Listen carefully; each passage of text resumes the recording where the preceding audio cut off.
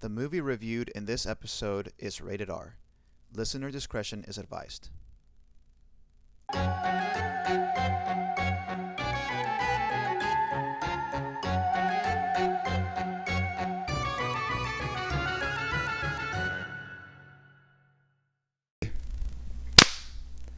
Good evening, everyone. Welcome to the Scary Movie Nights podcast, a bi-weekly podcast where the scares are real, but the friendships are realer. Today, we will be discussing John Carpenter's Halloween, released in 1978, in honor of the actual Halloween. So that's pretty cool. Which is tomorrow. That's Mariana. Yeah. This way. That's Joan. The other way. Over here. Over here. Got that. And we are You're your hosts over for here the on night. my screen. Yeah. We are your hosts for the night, but first, let me make a disclaimer. I am not feeling so hot, and so we decided to try a virtual episode of Scary Movie Nights. We're throwing it back to 2020. Correct. Going back to 2020 where we are isolating ourselves.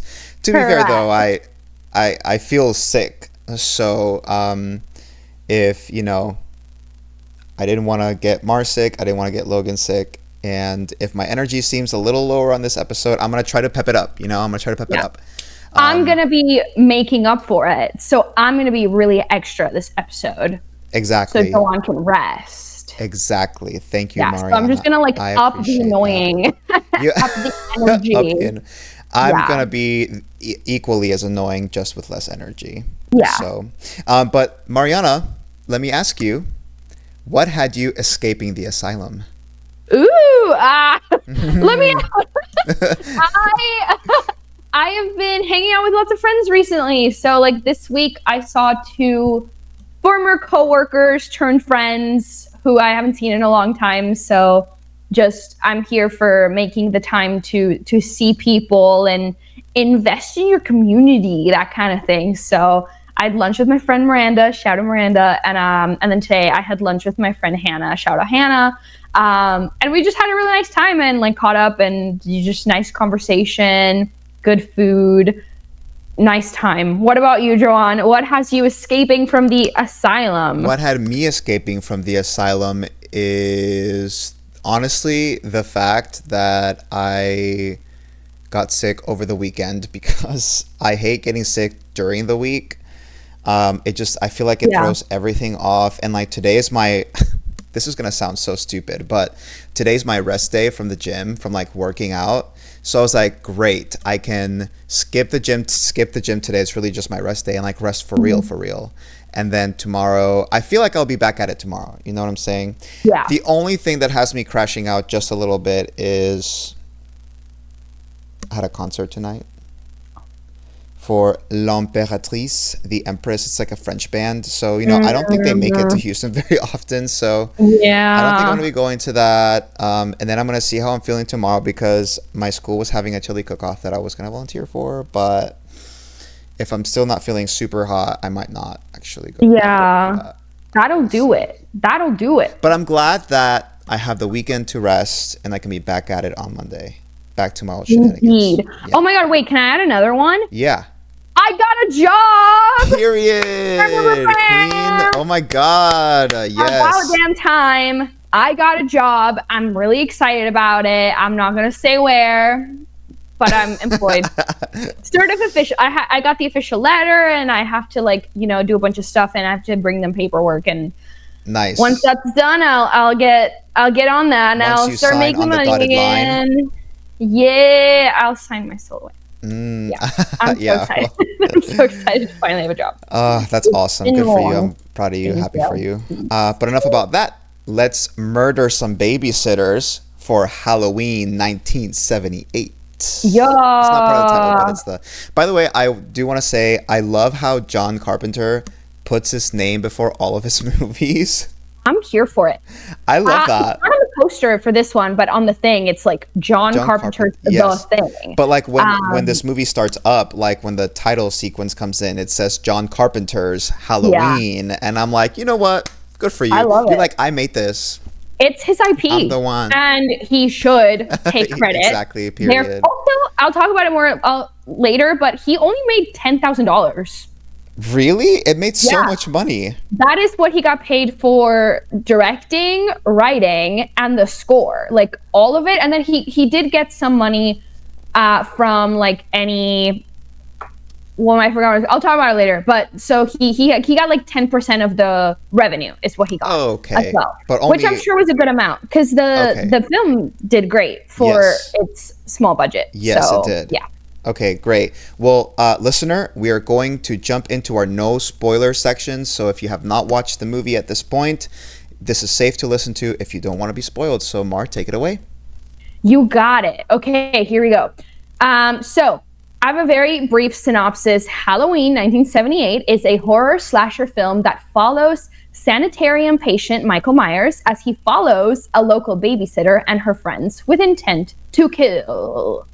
And it was, of course, directed by John Carpenter. And then the screenplay was written by John Carpenter in collaboration with Deborah Hill, who was his girlfriend at the time. So, shout out. John Carpenter also composed and performed the score for this film. And it took him 3 days, which is crazy. Because I think... Hello?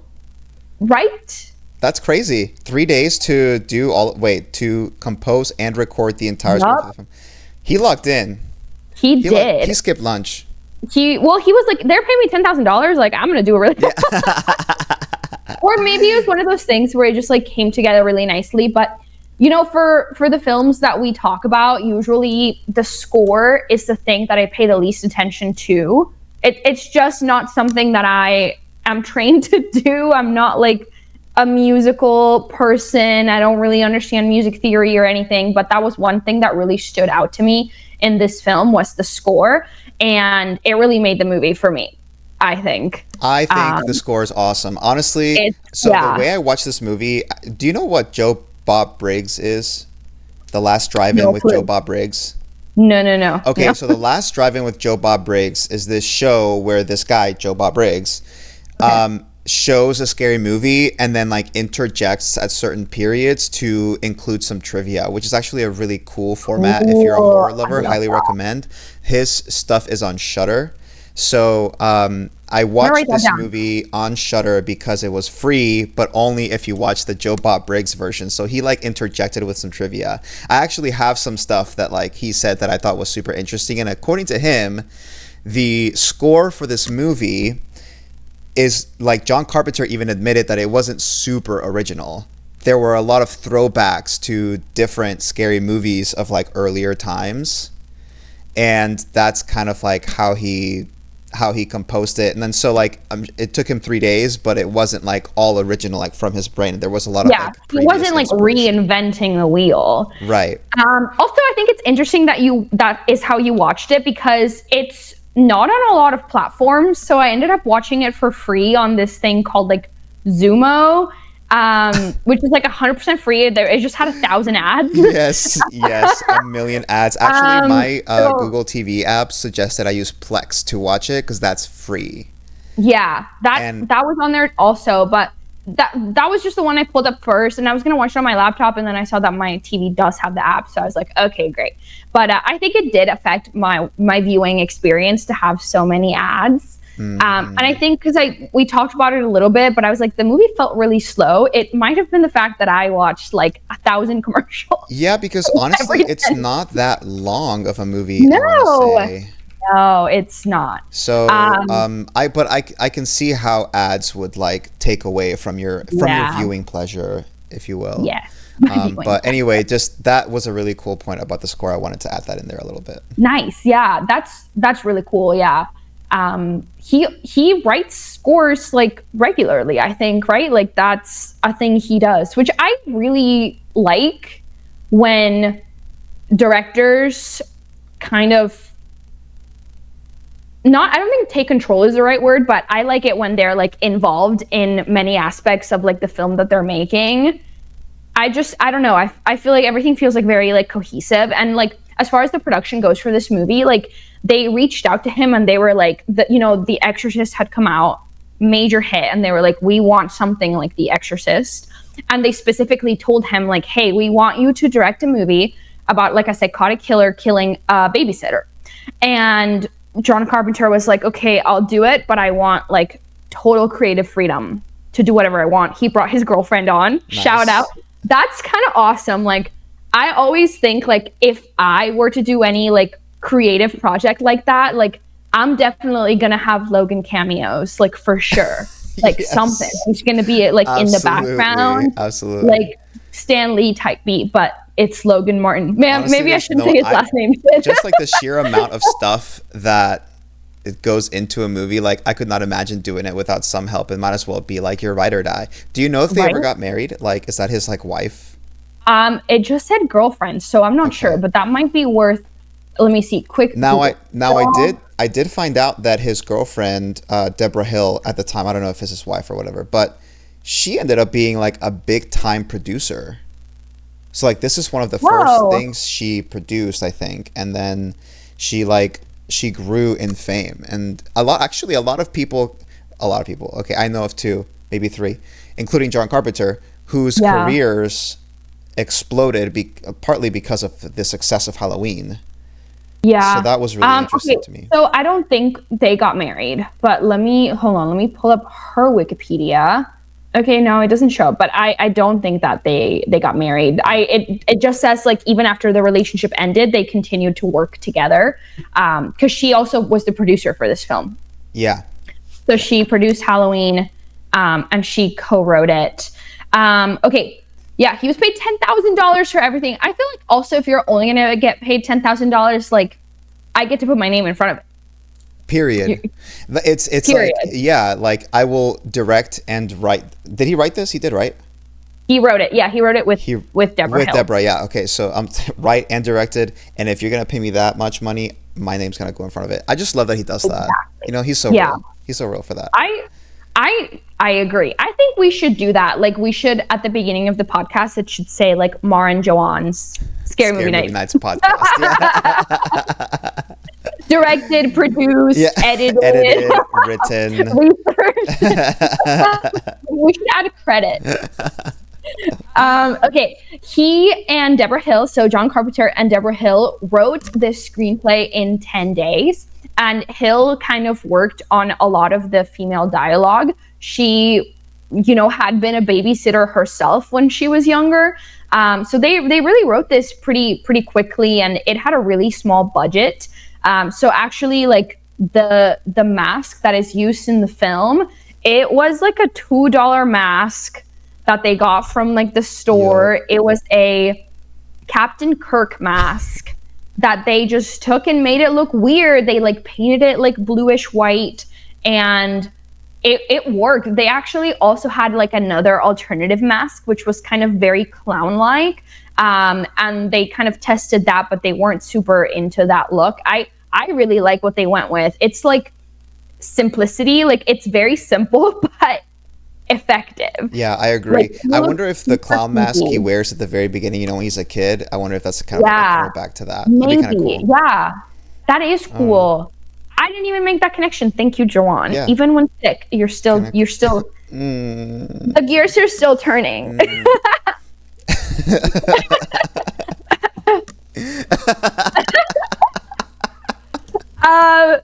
Okay, so yeah, it had a tiny budget. A lot of the actors actually wore their own clothes, and all of Jamie Lee Curtis's costumes, they were all just from JCPenney. Everything costs like under $100.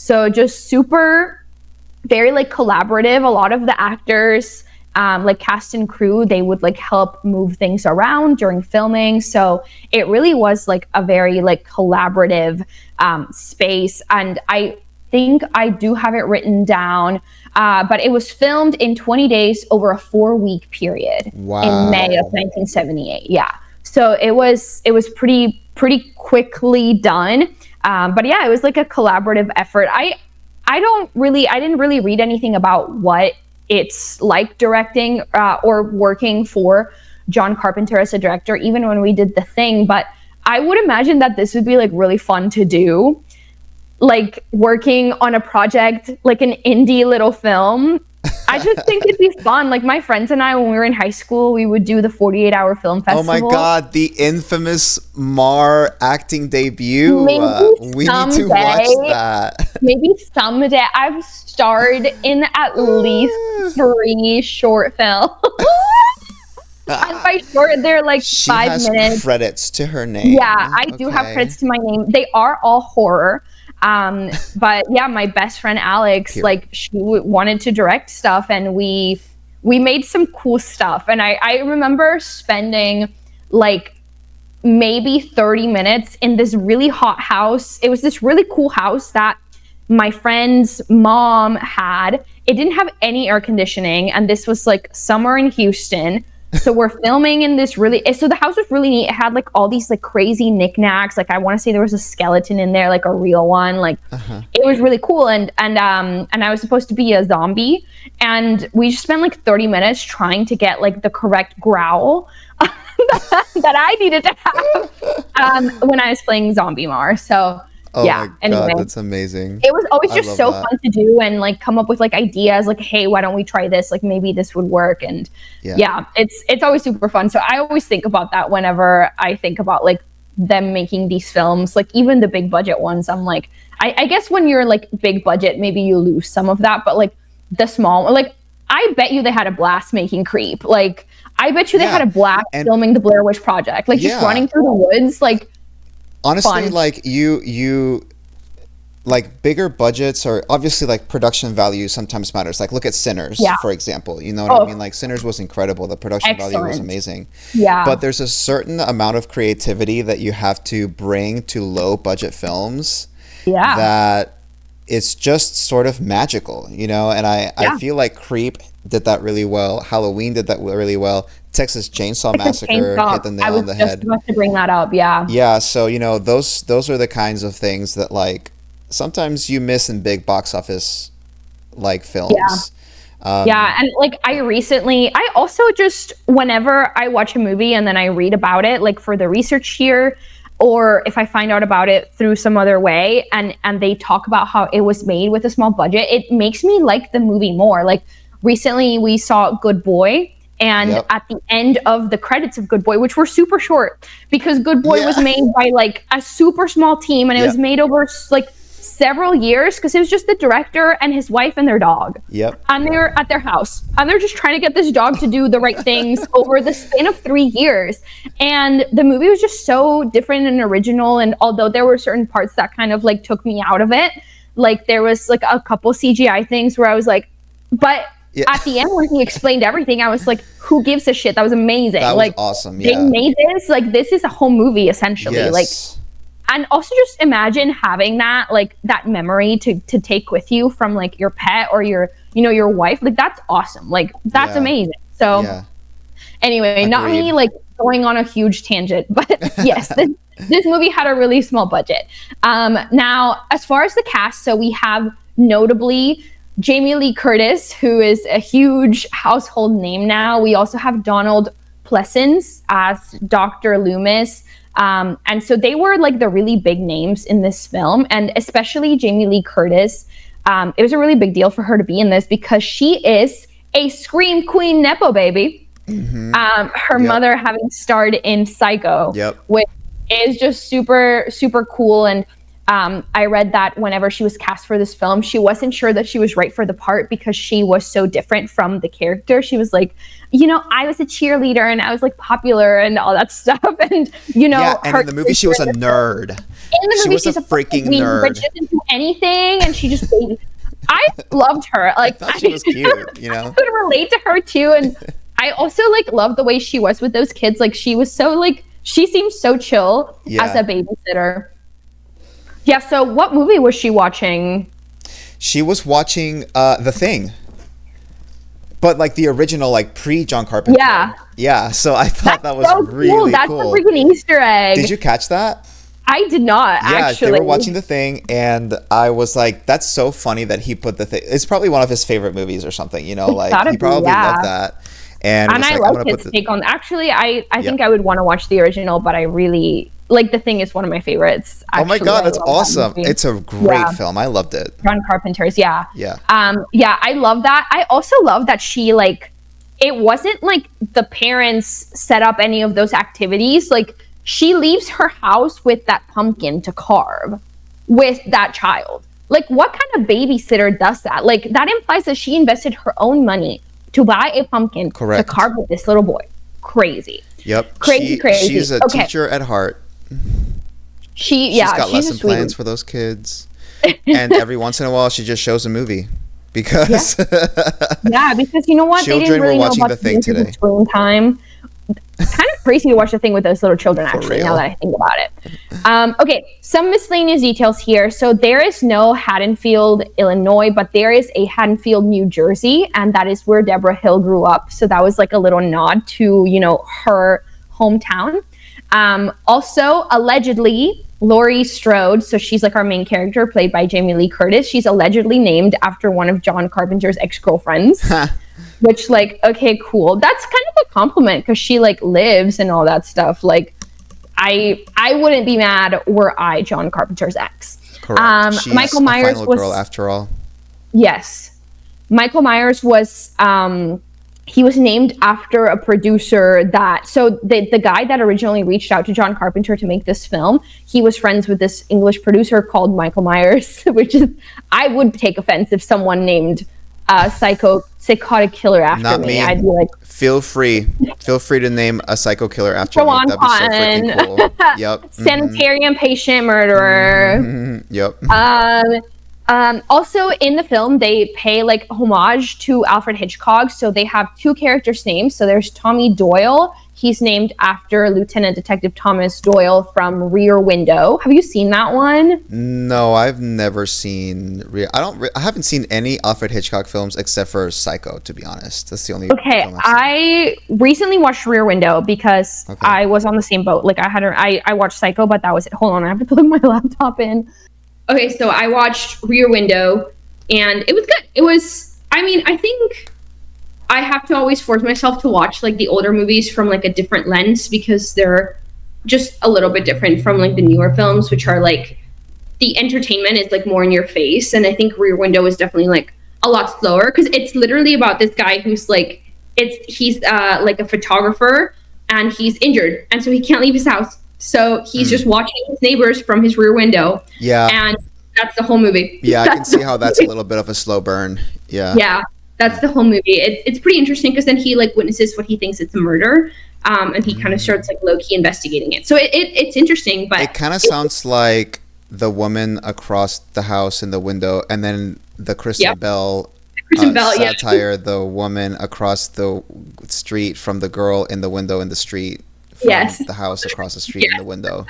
Yeah, that's the one. Exactly. That's the original. That's the blueprint.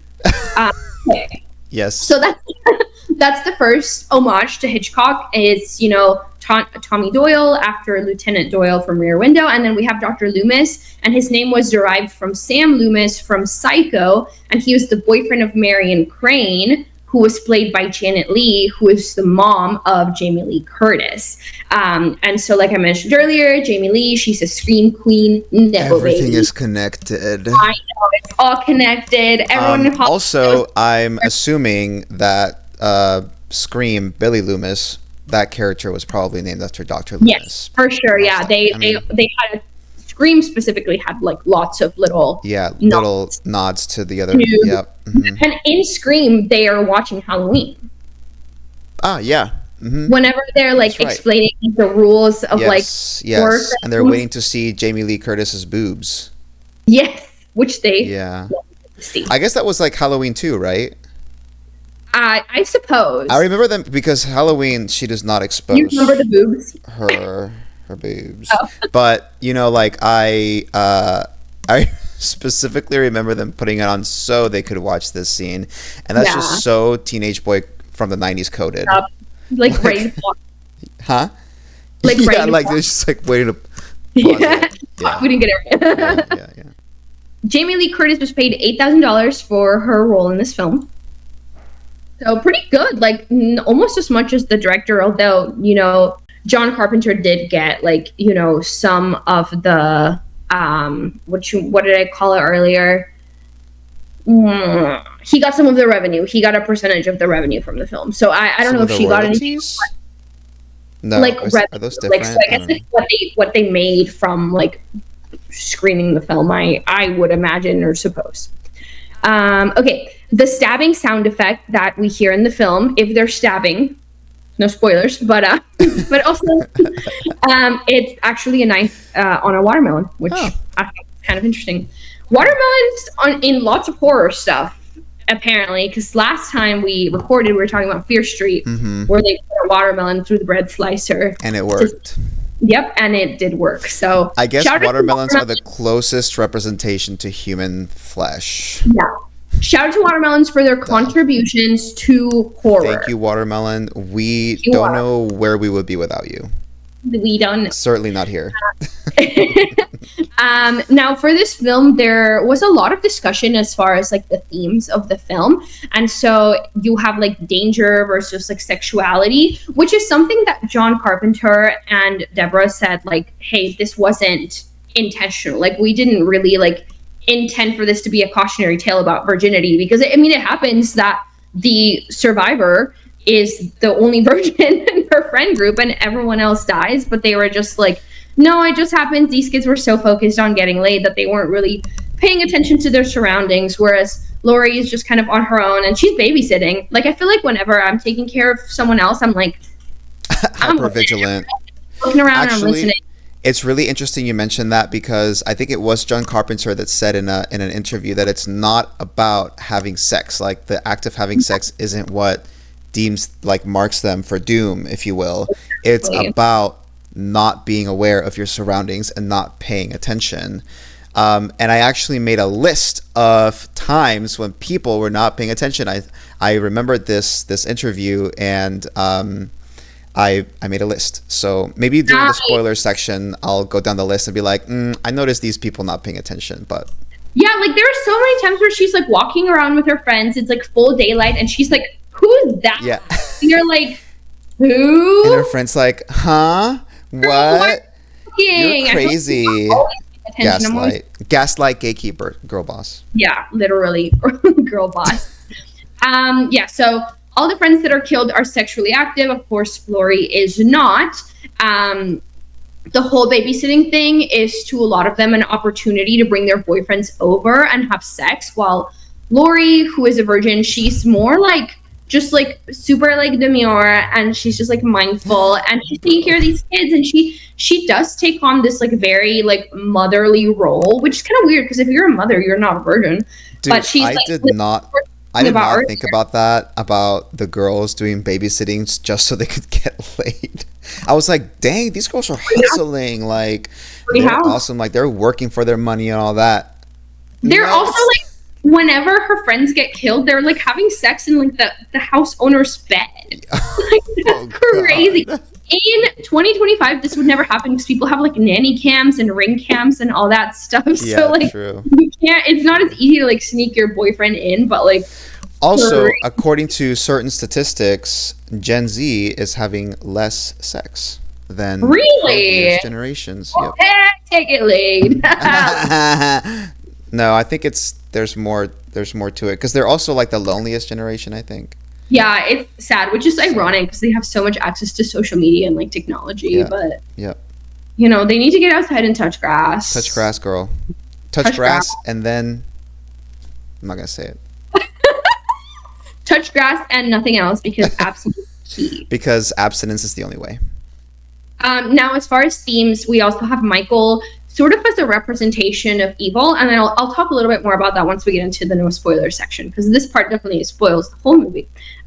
So I think that's it. I have release and reception. So this movie grossed 70 million worldwide, so like US and elsewhere, which is really cool. And it had a budget of $300,000. So it was kind of insane. It went crazy. And they also didn't really have crazy like marketing. It really relied on word of mouth. And I think word of mouth really is like one of the greatest marketing tool, because there's nothing that's going to get me to go to the theater than a friend telling me like, you got to go see this movie. Yeah, I agree. Yeah. And this film has 97% on Rotten Tomatoes, and, you know, overall critics kind of like applaud this film for, you know, its impact to horror, and you know, it's for a slasher.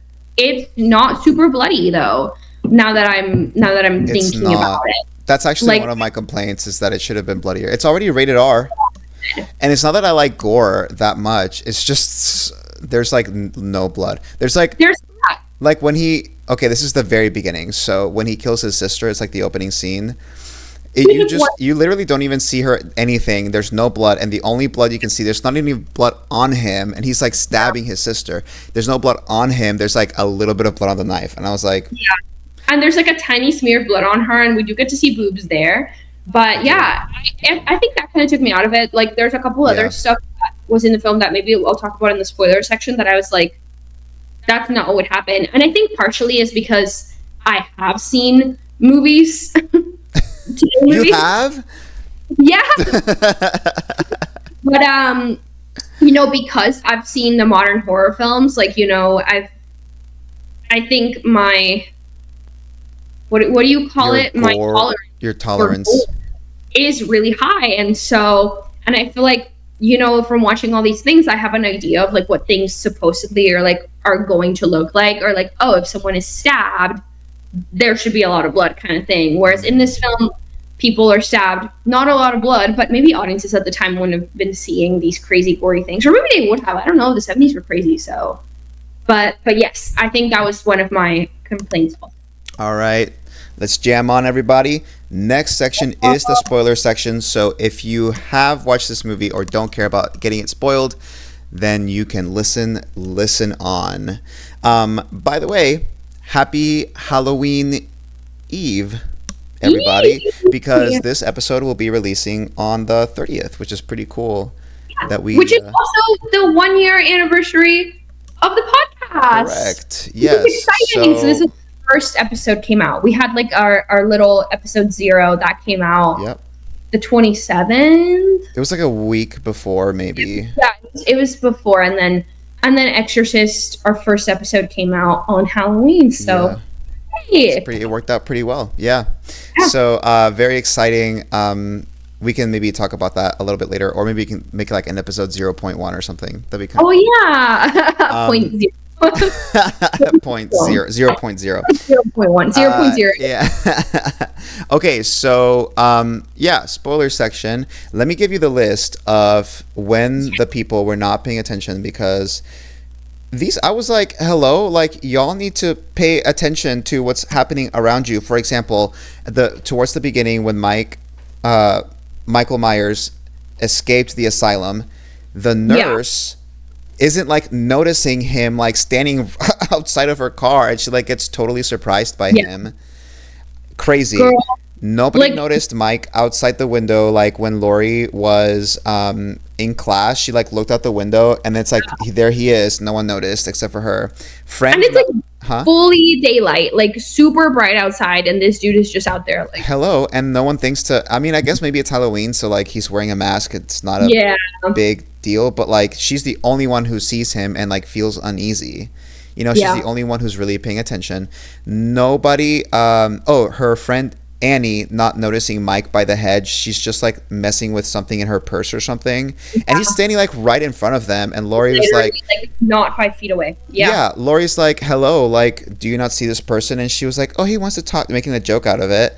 Dr. Loomis not noticing the dead body of the garage person worker. Like when he finds the truck, the dead body's literally like 5 feet away. It's not even that much covered. It's like in the hedges. He can't walk like 2 feet to investigate the area. Yeah, he didn't notice that. Laurie running into the cop when she was like messing with something, I think in her purse or her books or something like that. She like runs right into him. Annie not noticing Mike standing right there when she goes to babysit.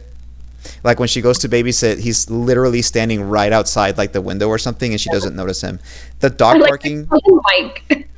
Bro, the dog barking should have been an indication that there was something going on. She's like, the dog hates me. And I'm like, no, it's barking at like a literal serial killer. Literally when Mike is standing behind Annie while she's on the phone.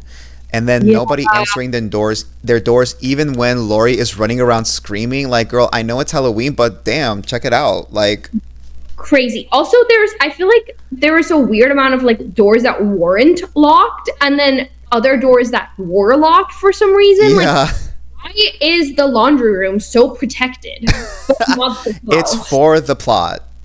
Yeah, true. But yeah. Also, I did want to mention a couple more things. I don't think I wrote this down, but they shot this movie in May. So they actually had a hard time making it seem like it was fall. Yeah, I'm sure. So they had to like get fake leaves, and they had a hard time getting pumpkins that time of year, which is kind of and I think I did notice that, like, in retrospect, like after watching the film, I was like, oh yeah, like when they're outside it, like it doesn't really look like fall. I do think I also didn't really catch it that much because we live in Texas and fall doesn't really come till like December for us. Yeah, so like, very true. Here where we are. And also most of the movie takes place at night, so it's really dark. Yeah. Yes. I also like, as far as like, this movie's on Halloween, and there is like one scene where you see like 4 children trick-or-treating outside, but it's like fully daylight out. Like, that's not what it's like here. Like, I'm sorry, but like, I've never been trick-or-treating in the daylight. Like, it's always like the sun is going down / it is dark, and there's a bunch of kids outside with their parents. Also, the lack of parents in this movie. Where are all the They're parents? all going to some kind of party or something because they all need babysitters, apparently. All the babysitters are on duty on Halloween. Like, it's crazy because I feel like, at least now, Halloween is like a very like kid-centered holiday for kid havers. Mm-hmm. Whereas like, you want to be with your kid on Halloween and you want to take them trick-or-treating and all that stuff. But yeah, I don't know. I don't know what was up with that. I felt like, no, I don't know what I was going to say. I think it might have been a thing that was like done or more common practice before, because I was just thinking about Halloween. No, is it Halloween Town? That's it. Because maybe it comes in cycles or something, because now, like in our neighborhood, the kids will trick or treat in the daytime. So by the time it's dark, there's like really no trick-or-treaters. But like when I was growing up, I mean, I didn't go trick-or-treating until high school, which was kind of late, but I had never gone trick-or-treating before that. So I was like, I want to do this. I want to experience it. And it was like nighttime. Like, we were out there in the dark, girl, begging for candy. May I please? Yeah, may I please have all this candy? And then I would feel like poop after eating it. I've only ever done it in the dark, and by done it, I mean trick-or-treated.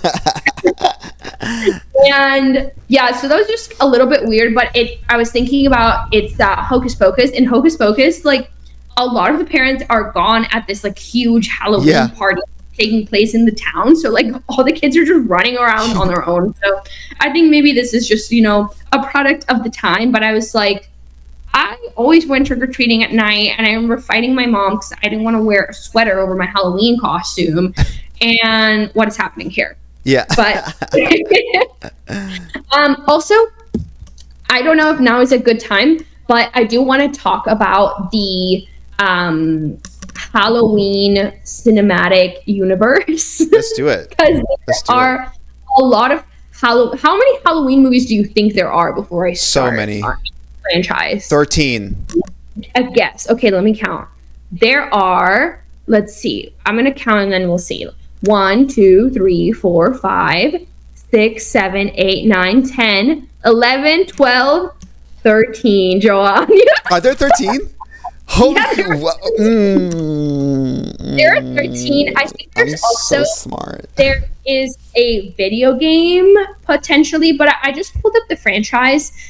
So we have Halloween 2, we have Halloween 3, Season of the Witch, we have Halloween 4, The Which, Return by of the way, Halloween 3, Season of the Witch does not feature Michael Myers. It does not. It's like its own separate thing. There's actually, I included this really cool, like, it's like a graphic, and it shows like the continuity of these films. So like Halloween 2, Halloween 4, The Return of Michael Myers, Halloween 5, The Revenge of Michael Myers, and Halloween, The Curse of Michael Myers are all like sort of continuous, like they carry on the same story. But then you have Halloween H20, which is 20 years later, and that one is I thought it was H2O. Maybe it is H2O. I thought that was a 0. Let me see. Let me go back. Maybe it's to the H20. franchise. No, I mean it's probably H20. 20 years later. Okay. But that one takes place after the events of Halloween 2, and then you have Halloween. Hold on. Resurrection, which takes place after age 20. And then you have remakes, which were in 2018. And these were the first two, at least, directed by Rob Zombie. And those are just total remakes. Like, they don't follow up anything. They're just fully a remake of, the original. And then from there, you have also, so Halloween Kills is the sequel, and then Halloween Ends, but these are all, again, just remakes. Okay. Halloween 3, Season of the Witch, which is its own separate thing, doesn't feature Michael at all. Sorry, Mike, you're not in this one. Get out. And then I think there are even, like, another set of remakes. So there's just, like, hella Halloween movies. There's hella Halloween movies, but I thought Halloween Ends, didn't they have Jamie Lee Curtis in it? That one did have Jamie Lee Curtis. So wouldn't it be a continuation of the... That one is a continuation of the events of the first Halloween movie, I want to say. So they, or the second. They disregard a lot of the other stuff that happens in that one. Let me, skip to it would just be so difficult to have continuity with all of these, projects, I don't know. That would be so difficult to do, but... Yeah. And then what I was mentioning earlier about the themes of the film of Michael being the representation of evil, and the fact that he doesn't die, it's that you can't kill evil. So I thought that was really interesting. And also it was really crazy the fact that he didn't die. I was like, dang. Also, she stabs him with a knitting needle at one point. Shout out to knitters everywhere. Really into knitting lately, so that was cool. So, Mar, now you know that you can defend yourself against a supernatural evil using it. I sure can. I have I have two. I have the circular needles, so it's a needle and then a cable attached to the other needles. It's a double so wielding. Double nunchucks, and then you can and then you can strangle. You can be strangle them with it. Yeah, Dang. the telephone cord. Mortal Kombat. Fatality. Whenever he kills the first boyfriend, who he stabs, and he sticks him to the wall with one single knife. I love it. That's not No, it's so ridiculous. I love it though. It's so stupid.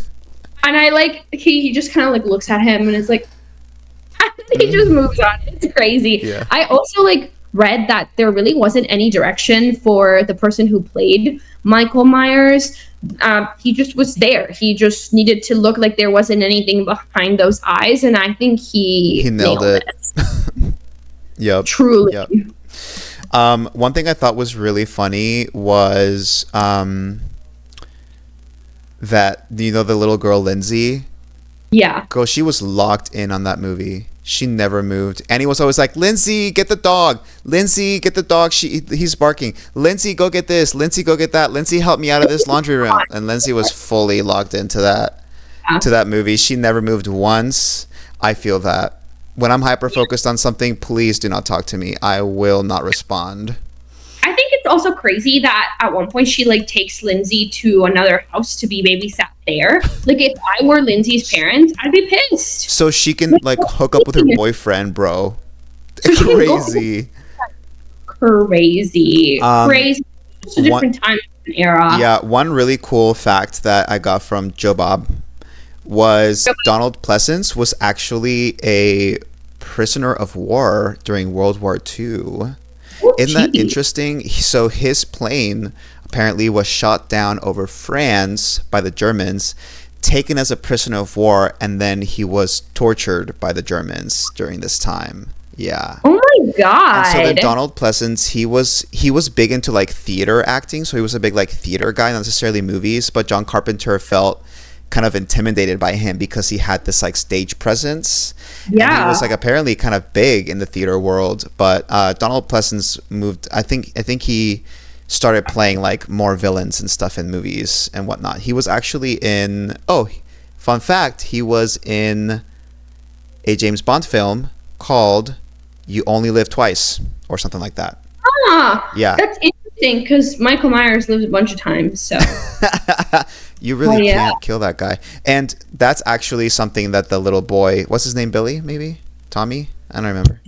Tommy, yeah. Also, Tommy needs to hurry the F up.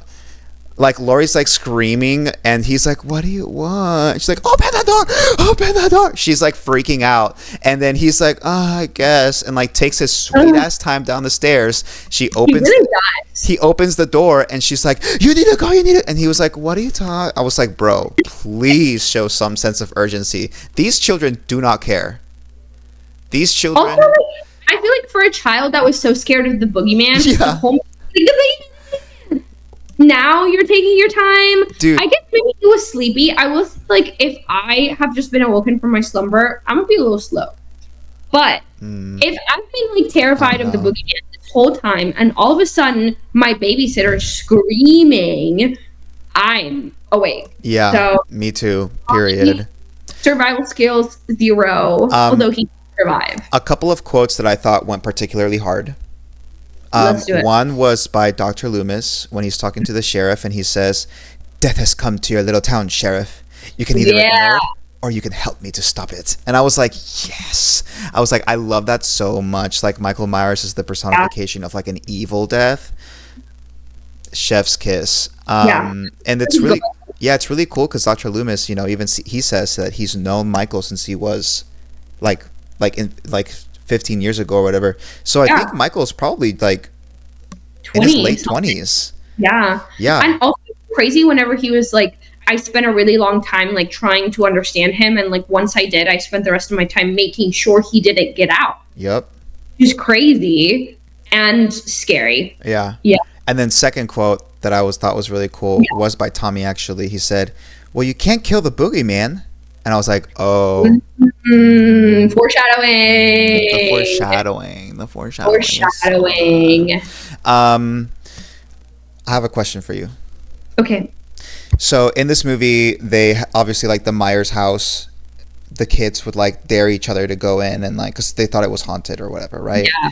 Did you have something like that, like a place where like the kids would be like, it's haunted, and like you dare to go in there? Yeah, I think we talked about this when we recorded another movie. Yeah, I can't remember which one. Another Cabin in the Woods. Yes, but it was specifically, well, I grew up in a really big city, so it wasn't like a specific house or anything, but at my school there was like rumors that there was like a ghost, and like you went like behind this big building and like we would dare each other to go back there, and I was so scared. And I would never go back there, but I wouldn't. Like, it was like a storage closet. Like now, in my wisdom, in my old age, I'm like, that was so dumb. Because we're so wise. I can't believe I ate that up. Well, listen, I agree with you. I'm the boring friend who doesn't do shit like that. I'm like, you want me to do what? Where? No, I don't think so. Can we go get a snack instead? I'm gonna be over here with my coloring book. I prefer the comfort of a good book. Thank you. Okay, let's do the good, the bad, and the spooky. You ready? Okay, let's do it. All right, what's your good? Okay, the good, the score. I really love the score. I also, hold on, I was reading my spooky, but I also really love the score. I like the cinematography in this film a lot. Yeah, I thought it was really good and interesting, and I like the opening I love when a film has a good opening shot. I'm like, I know this is gonna eat. I also love how like the cinematography and the score together kind of create this very like eerie feeling, and I think that made the film, because I'm gonna skip to my bad to put this in context. I thought the acting was okay. I thought the acting was okay for most of the characters. Like I thought Dr. Loomis was great. And I thought Jamie Lee Curtis's performance was okay. Like I felt like some of the time when she was screaming, I was like, bro, not super sold. Oh my god, she can't shut the F up for like 5 minutes.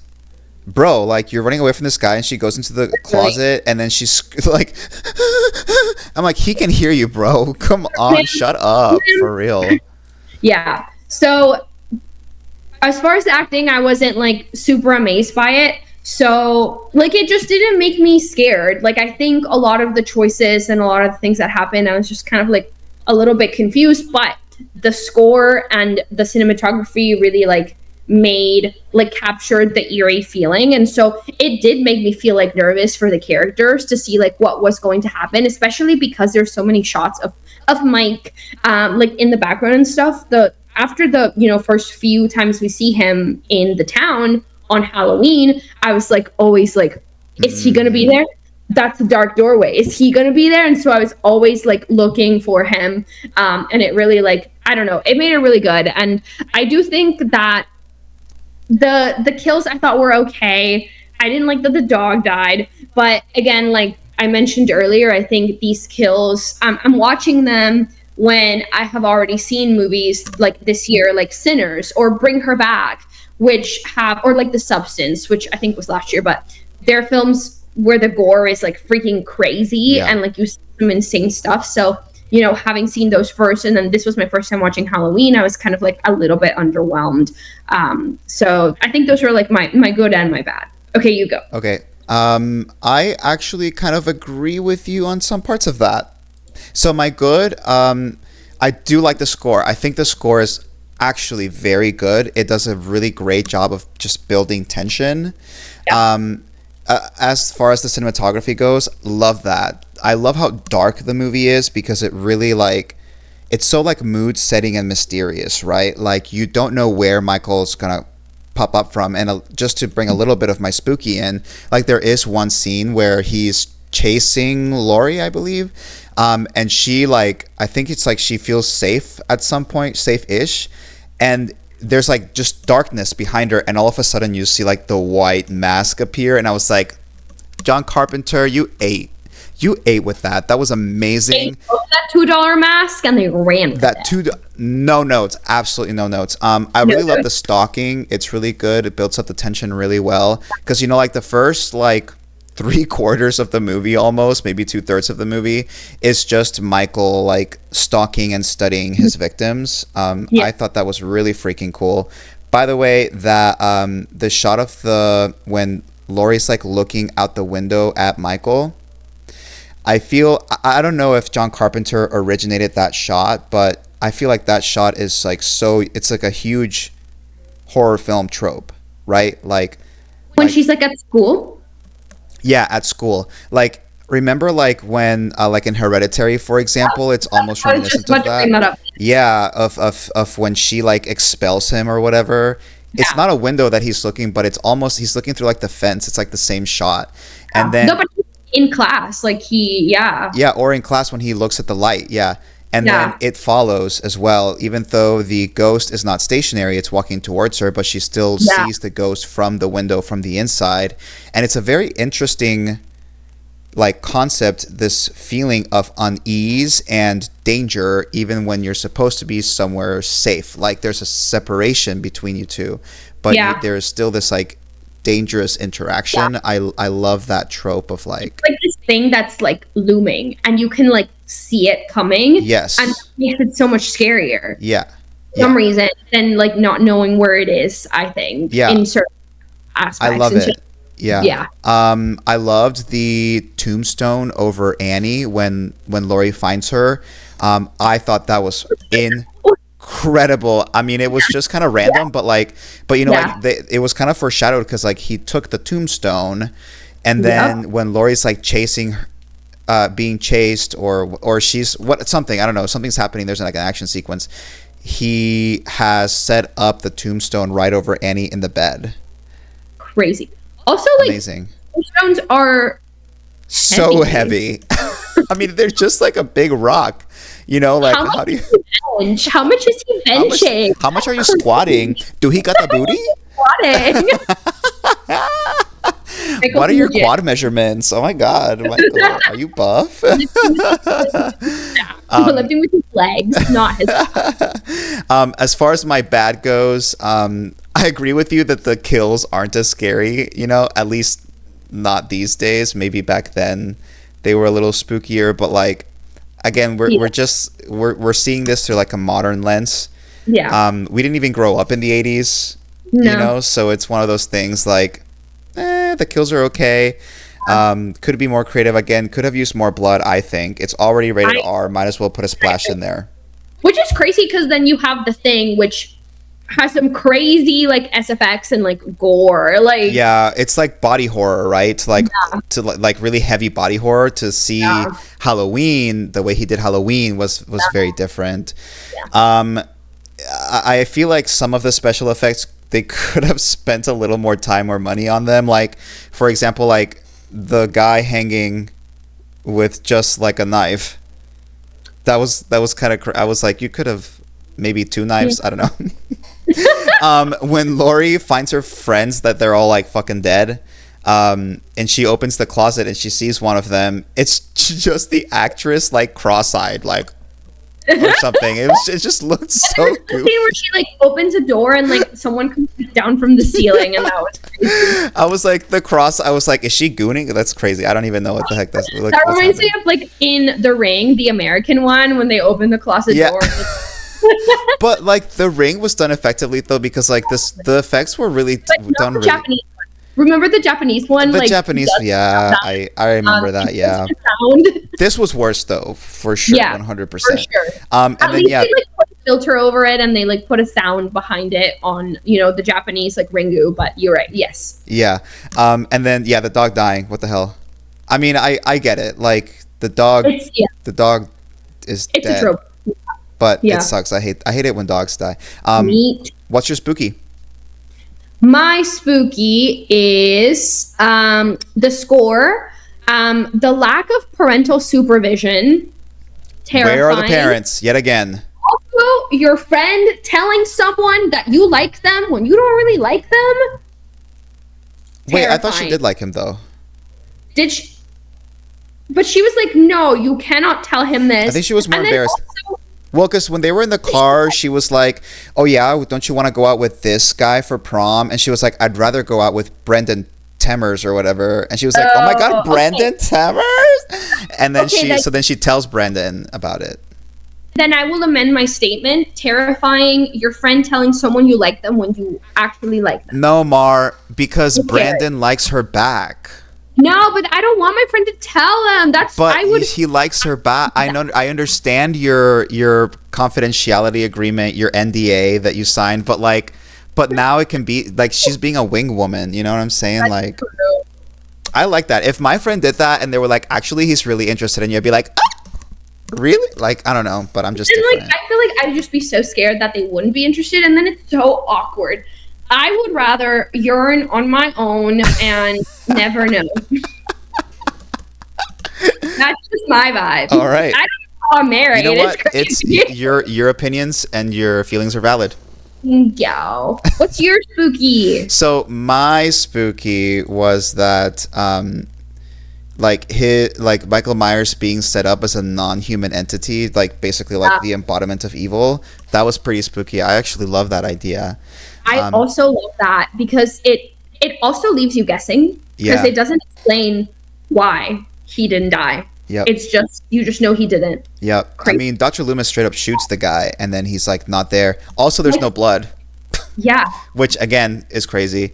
Yeah, and I really love that there's like so much darkness in the movie. It makes it like it's almost like Michael is the darkness.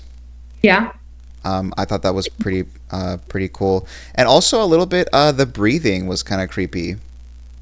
And I like that they set up the breathing for the end because like throughout the movie he's kind of like breathing through the mask, you know? Yeah. And then at the very end before credits roll, you hear him breathing through the mask. And I was like, that was great. That was a great setup. Yeah. Like they set that up for us and they delivered. So it's really good. I also really enjoyed the breathing. Yeah, the breathing was I think was really cool.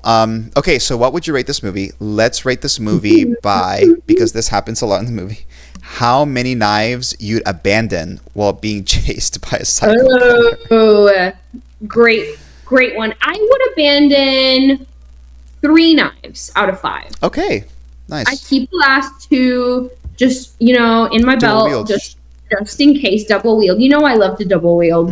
That's very true. I love that. So yeah.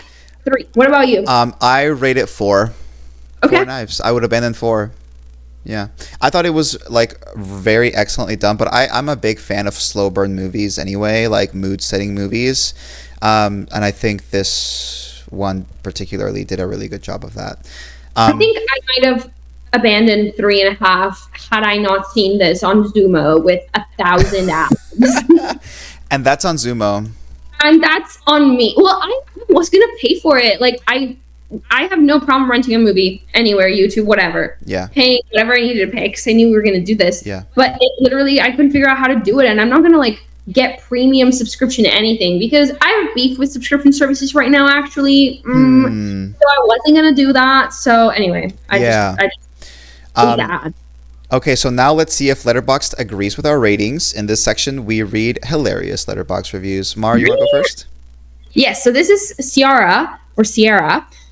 All this guy does is stand there breathing heavily like, damn bitch, just take a puff from your inhaler and go. Vibes.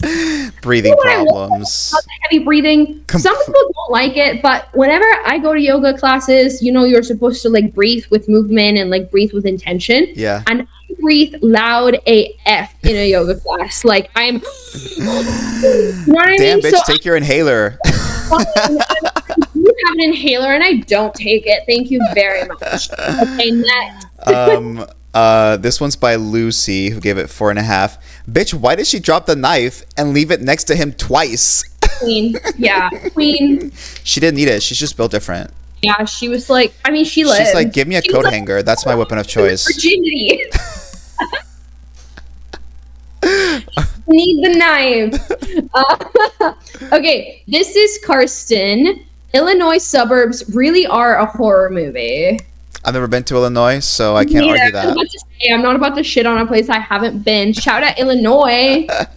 Why is it said that way? As an ESL kid, Illinois. Why is that S silent at the end? Have you heard the meme of Kansas versus Arkansas? Arkansas. Yeah. Tell me why it's not Arkansas. Yeah, that's me. Okay, the next one is by Isaac, who gave it 4.5. Me judges every flaw of the scene. Michael pops out behind some bushes in the corner. Me, this movie is perfect. That's like Michael's the real star. But Mike is the star. Yeah.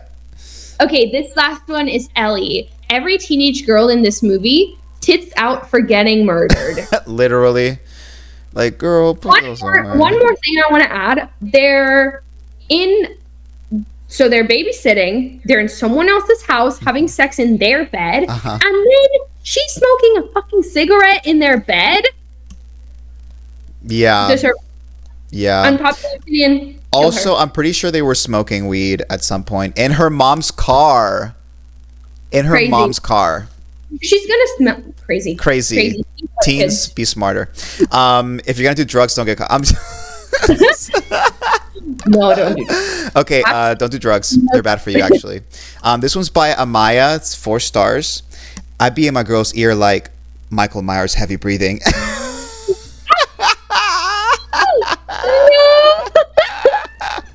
I hate that.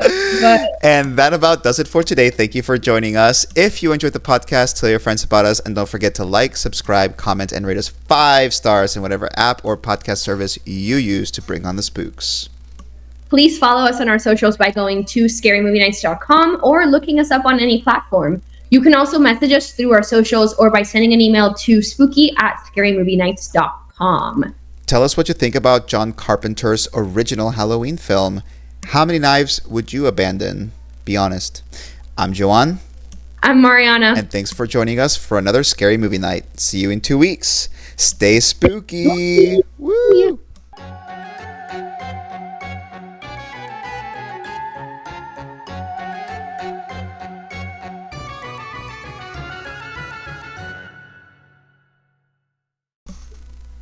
Okay, I think that went well. Yay! First virtual